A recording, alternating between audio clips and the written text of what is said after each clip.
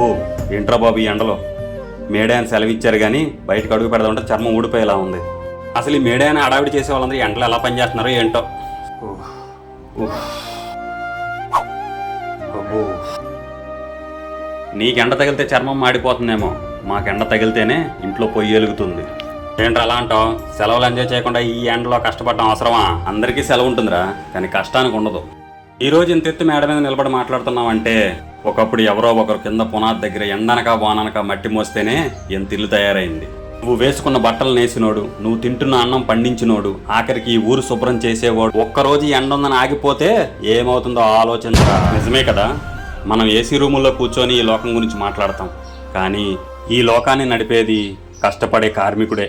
అదేరా తమ్ముడు, మేడే అంటే ఫోటోలు దిగి స్టేటస్ పెట్టడం కాదురా, మన కడుపు నింపడానికి, మన సౌకర్యాలు తీర్చడానికి కష్టపడే ప్రతి చేతికి ఇచ్చే గౌరవం. ఏ పని చిన్నది కాదు, కష్టపడేవాడు ఎప్పుడూ తక్కువ కాదు. నిజం చెప్పావురా, కష్టపడే ప్రతి కార్మికుడికి సెల్యూట్.